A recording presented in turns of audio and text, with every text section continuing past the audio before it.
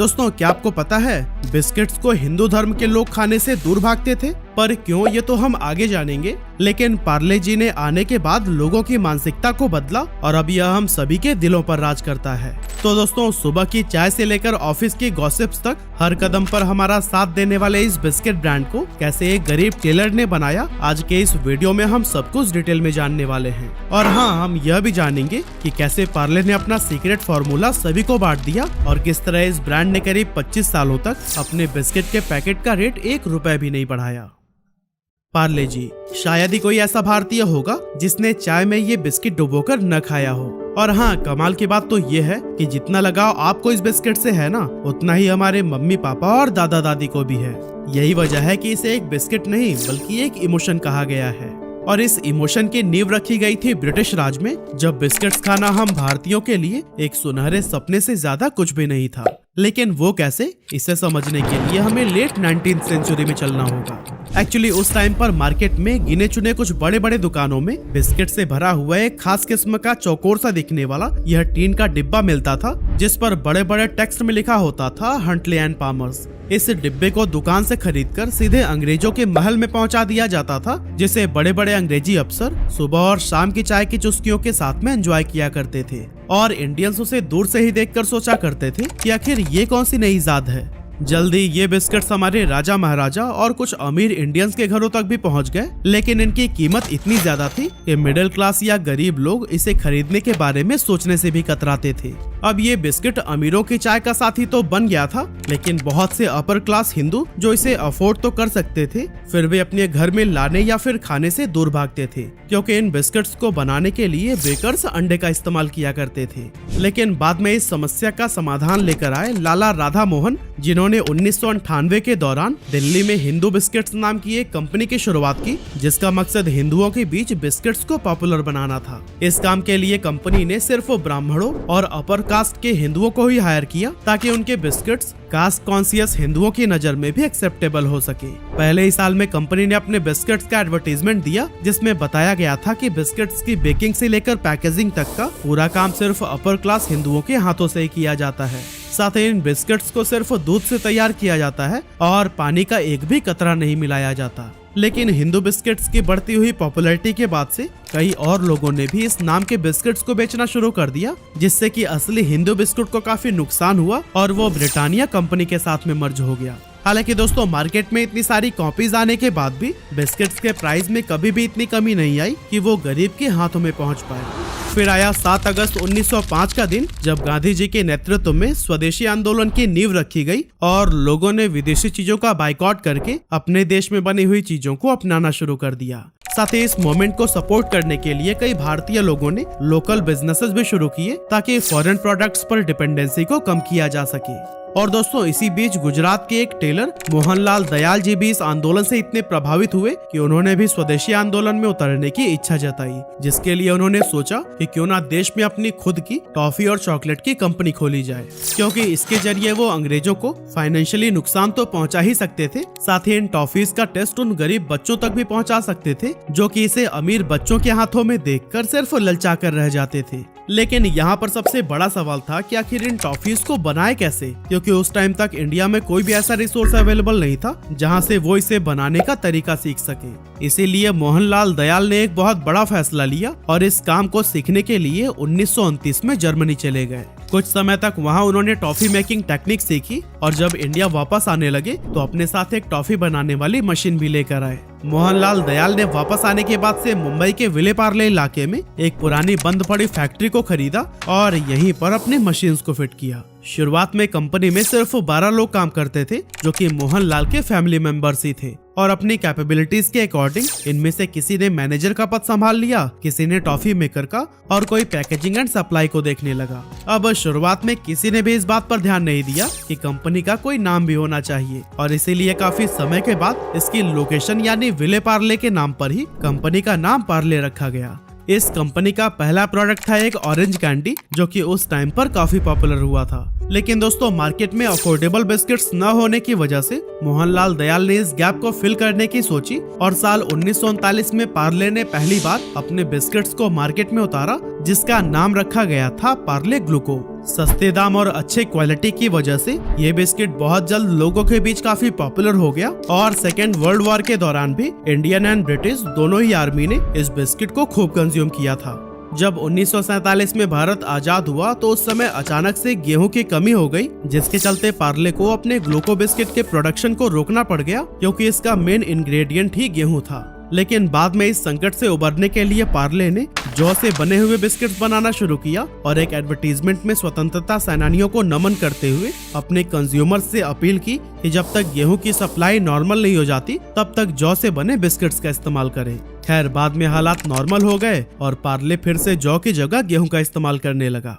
अब अगले कुछ सालों तक तो सब कुछ ठीक ठाक चलता रहा, लेकिन 1960 के करीब कई सारी और भी कंपनीज ने ग्लूको बिस्किट के नाम से ही अपने बिस्किट्स को लॉन्च करना शुरू कर दिया। अब इससे कंज्यूमर के बीच में कंफ्यूजन बढ़ने लगी कि आखिर ओरिजिनल ग्लूको बिस्किट है कौन सा, और यही वजह थी कि इस टाइम पर पार्ले की सेल्स लगातार गिर रही थी। लेकिन दोस्तों, अपनी गिरते हुए सेल्स को देखते हुए कंपनी ने एक बहुत ही स्ट्रैटेजिक मूव लिया और अपनी ब्रांडिंग को इम्प्रूव करने के लिए काम करने लगे। इसके लिए सबसे पहले तो इन्होंने नई पैकेजिंग बनाने का फैसला किया, जिसके बाद से पार्ले का बिस्किट एक पीले वैक्स पेपर में लपेट कर आने लगा। इसके ऊपर लाल रंग की पार्ले ब्रांडिंग के साथ साथ एक छोटी लड़की की तस्वीर भी लगी थी और इस लड़की के इलस्ट्रेशन को advertising agency Everest brand solution के मगन लाल दैया ने तैयार किया था। इस नई ब्रांडिंग ने बच्चों और उनके पेरेंट्स को खूब अट्रैक्ट किया, साथ ही बाकी के ब्रांड्स के बीच पार्ले अपनी एक अलग छाप छोड़ने में भी कामयाब हो गया। इसके बाद से साल 1982 में कंपनी ने पार्ले ग्लूको को पार्ले जी के रूप में रिपैकेज किया, जिसमें जी का मतलब था ग्लूको।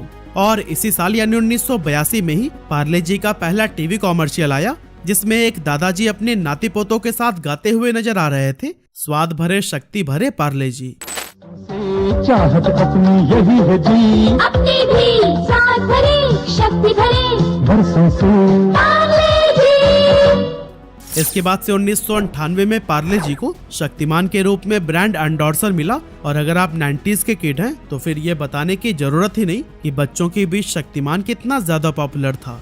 ऐसे में अपने फेवरेट सुपर हीरो शक्तिमान की वजह से बच्चों में पार्ले जी खूब पसंद किया जाने लगा। इसके बाद से जी मने जीनियस, हिंदुस्तान की ताकत, रोको मत टोको मत जैसी टैगलाइन ने पार्ले जी को हमेशा चर्चे में बना कर रखा।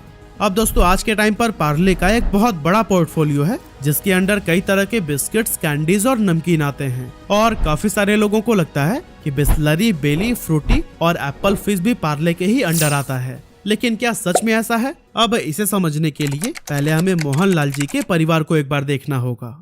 एक्चुअली मोहनलाल जी के 5 बेटे थे, जिनमें से बड़े बेटे जयंती लाल चौहान ने पारिवारिक बिजनेस से अलग होने का फैसला किया और उन्होंने पार्ले एग्रो की शुरुआत की। और आज बेली, फ्रूटी और एप्पी फिज जैसे पॉपुलर प्रोडक्ट्स इसी कंपनी के अंडर आते हैं। 1970s के दौरान जयंती लाल चौहान ने अपने इस बिजनेस को अपने 2 बेटों प्रकाश चौहान और रमेश चौहान में स्प्लिट कर दिया था, जिसके बाद से पार्ले एग्रो प्रकाश चौहान के हाथों में आ गई और रमेश चौहान के अंडर बिस्लरी ब्रांड आता है। इस तरह से जयंती लाल चौहान के परिवार से अलग होने के बाद पार्ले प्रोडक्ट्स के मालिक बने मोहनलाल जी के 4 बेटे मानिकलाल, पीताम्बर, नरोत्तम और कांतिलाल चौहान। अब दोस्तों, शुरुआत में तो पार्ले अपने सस्ते और अच्छी क्वालिटी की वजह से बिस्किट मार्केट को पूरी तरह से डोमिनेट कर रहा था, लेकिन हैरानी की बात तो यह है कि करंट सिनारियो में भी पार्ले का इंडिया में 40% से ज्यादा मार्केट शेयर है, जो कि किसी भी बिस्किट ब्रांड में सबसे ज्यादा है। ऐसे में यह जानना काफी इंटरेस्टिंग है कि करीब 100 साल बाद भी मार्केट को डोमिनेट करने के लिए पार्ले ने कौन कौन से टैक्टिक्स को अपनाया।